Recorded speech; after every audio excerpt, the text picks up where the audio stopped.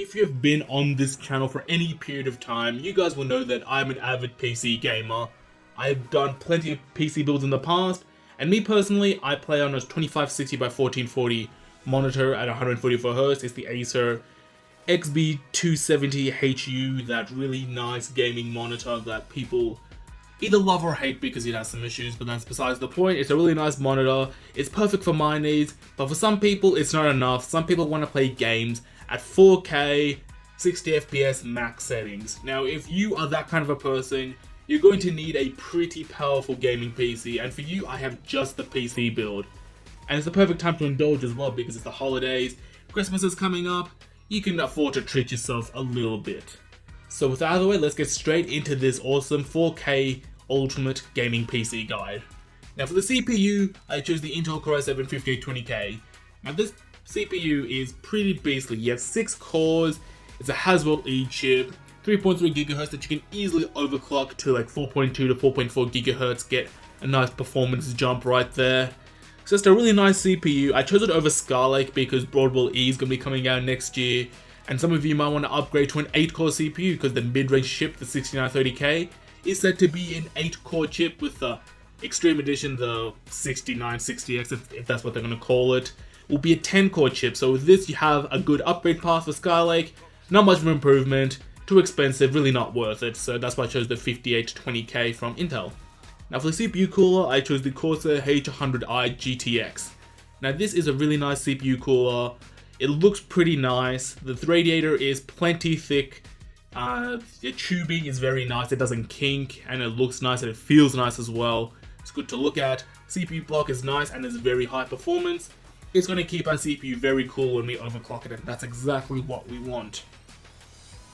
Now for the motherboard, I chose the Asus Sabertooth X99 ATX motherboard.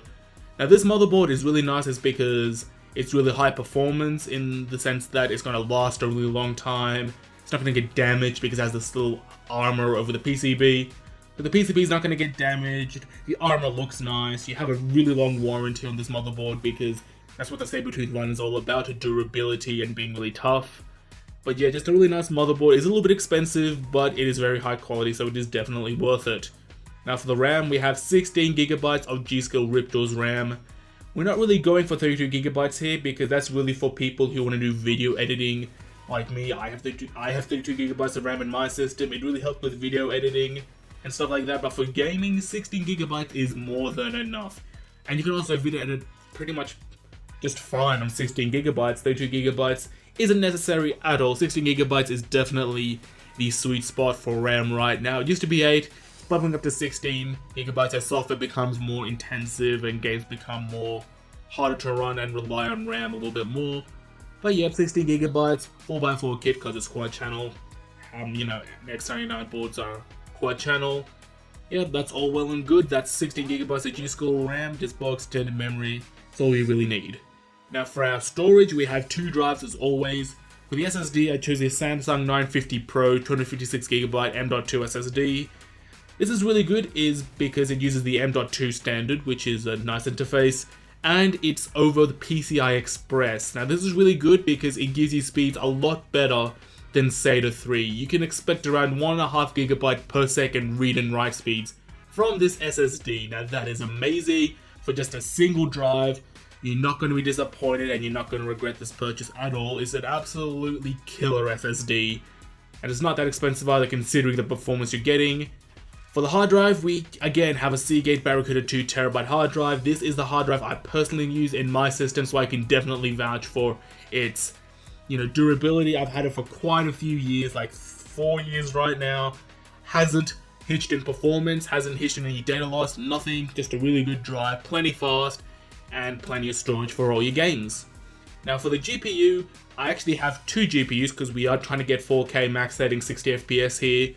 And the 2 GPUs are 2GB GeForce GTX 980 Ti's that are the G1 gaming variant. Now these 2 cards, they have really nice coolers on them, so the cards aren't going to run too hot. They are they're very good at overclocking as well. I managed to see my friend's 980 Ti from this exact card get to 1.5 GHz on the core, and I was like, whoa, that's pretty bloody amazing. I didn't really think these things would overclock that well. but they can overclock pretty damn well even on air. No need to liquid cool them, and 2 of these in SLI, they're pretty much going to destroy any game you throw at it, even the infamous Crysis 3 at 4K. So that's awesome. Now for the case, we have the Fractal Design R5 Blackout Edition with a window. Now this case is really nice because it looks pretty professional, it looks pretty sleek for a case. It has a window so you can see inside and see your PC, and you know, it just looks really nice, and you want to show off your PC if you're going to spend this much money on it.